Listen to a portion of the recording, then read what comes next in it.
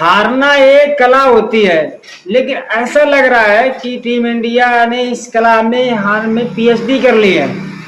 मतलब हाँ जी, मतलब पहले हार होती है, फिर हार के बाद आलोचना होती है, और आलोचना होती थी, लेकिन अब मामला आगे निकल चुका है कि अब आपकी हार होगी, अब हार होती है और होगी तो फिर आपकी धुनाई होती है, फिर आपकी पिटाई होती है, फिर रगड़ाई होती है, फिर होती है बेइज्जती, और उसके बाद आती है इंटरनेशनल लेवल की बेइज्जती आपकी। और सवाल सिर्फ एक है, आखिर गौतम गंभीर इंडिया के साथ क्या करना चाह रहे हैं।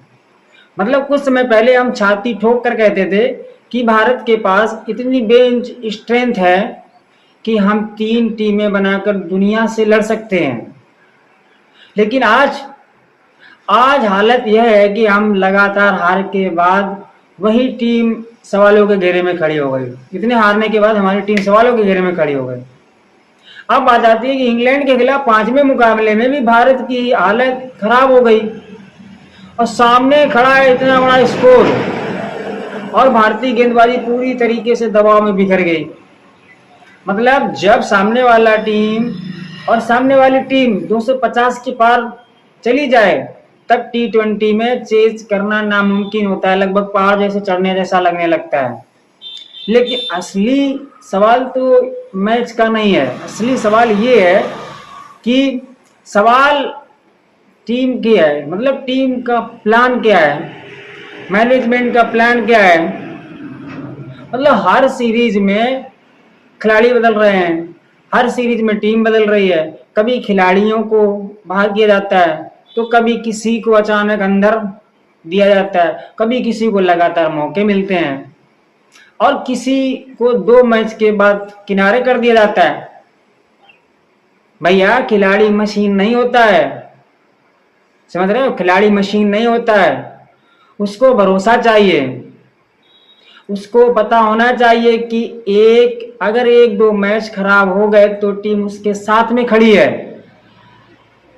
लेकिन आप क्या करते हैं, यहाँ तो ऐसा लग रहा है हर खिलाड़ी पर उतरने से पहले ही विरोधी टीम से कम अपनी जगह बचाने के लिए दबाव से ज्यादा लड़ना पड़ रहा है उसको। विरोधी टीम से कम लड़ता है, उसको अपनी जगह बचाने के लिए ज्यादा लड़ना पड़ता है। आप सिंपल देख लीजिए, संजू सैमसन का मामला देख लीजिए। एक ऐसा खिलाड़ी जिसने T20 क्रिकेट में अपनी काबिलियत दिखाई, और अगर आप उससे बैक कराना चाहते हैं तो खुलकर बैक कराइए ना, खुलकर बैक कीजिए। अगर नहीं कराना चाहते तो साफ फैसला लीजिए। लेकिन कभी अंदर कभी बाहर, इससे खिलाड़ियों का कॉन्फिडेंस कैसे बनेगा। आप कॉन्फिडेंस गिरा रहे हैं, सिंपल सी बात है। वैभव सूर्यवंशी जैसे युवा खिलाड़ी के साथ भी आपको अच्छा संभल कर चलना होगा।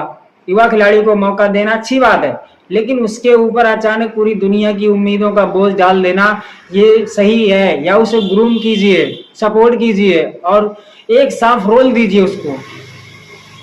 लेकिन नहीं, आपके पास कोई एक्चुअल प्लान नहीं है, बस जिसको आया निकाला डाला वहां गया। लेकिन यहाँ तो एक ऐसा लग रहा है कि टीम इंडिया में रोल कम और म्यूजिकल चेयर ज्यादा चल रही है।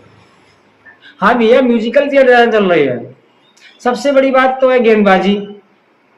मतलब क्या है, जब आपके पास प्रमुख गेंदबाज उपलब्ध नहीं है, तब आपको अपने अगले सर्वश्रेष्ठ गेंदबाजों को चुनने में क्या परेशानी है, और चुनना चाहिए। मतलब घरेलू क्रिकेट और आईपीएल में प्रदर्शन करने वाले गेंदबाजों को देखना चाहिए आपको। लेकिन अगर चयन में संतुलन नहीं होगा तो सामने इंग्लैंड जैसी आक्रामक टीम आपको छोड़ेगी नहीं। अभी तो और आगे धुलाई होगी, सॉरी। और दूसरी बात, जॉस बटलर और हैरी ब्रूक जैसे बल्लेबाजों को अगर आप मौका देंगे, कैच छोड़ेंगे, गलत लाइन पर गेंद डालेंगे, तो आप समझो आपको सिर्फ हराएंगे नहीं, बल्कि आपकी गेंदबाजी का बिल्कुल पोस्टमार्टम बना देंगे वो। और यही हुआ है। फिर लोग कहते हैं कि कोच थोड़ी मैदान पर बैटिंग बॉलिंग करने करता है। भैया बिल्कुल नहीं करता, बिल्कुल नहीं करता। लेकिन ये क्यों बोल रहे आप, टीम का कॉम्बिनेशन कौन बनाता है, खिलाड़ियों को रोल तय करने में किसकी भूमिका होती है, किस खिलाड़ी को बैट करना है, और किसे बाहर करना है, इन फैसलों में कोचिंग स्टाफ की जिम्मेदारी होती है, रिस्पॉन्सिबिलिटी उनकी होती है। इसलिए गंभीर से सवाल पूछे जाएंगे, क्योंकि जब जीत का क्रेडिट लिया जाता है तो लगातार हार की जिम्मेदारी में भाग भी लेना चाहिए, और भाग नहीं जा सकता, आपको जिम्मेदारियों से नहीं भागना पड़ेगा, भाग लेना पड़ेगा आपको। मतलब टीम इंडिया को आप अपनी बात समझनी होगी। एक बात और समझनी होगी, नाम से मैच नहीं जीते जाते। वर्ल्ड चैंपियन का टैग अगले मैच में आपको एक रन भी मुफ्त में नहीं देता है कि आप वर्ल्ड चैंपियन है, आपको एक एक्स्ट्रा रन मिल जाएगा, नहीं। हर मैच मैदान पर जीतना पड़ता है। और फिलहाल टीम इंडिया पर सिर्फ मैच नहीं हार रही है, इसका भरोसा नहीं है, भी हारती हुई दिखाई दे रही है, कि बार बार हारती हुई दिखाई दे रही है। अब सवाल आपसे एक है, क्या इस खराब दौर में सबसे बड़ी जिम्मेदारी गौतम गंभीर की है, या खिलाड़ियों की, या कप्तान की, या सिलेक्शन, या सिस्टम की? मतलब कमेंट में जरूर बताइएगा, क्योंकि अगले पार्ट में बात होगी उन खिलाड़ियों की जिन्हों लगातार मौके मिले हैं, उन खिलाड़ियों की जिन्हें नजरअंदाज किया गया, और उस खिलाड़ी की और उस टीम मैनेजमेंट की जिसने टीम इंडिया को टीम नहीं एक प्रयोगशाला बना के रख दिया है। आपकी क्या राय, कमेंट बताइए। फिर मिलते हैं नेक्स्ट वीडियो में। जय भारत।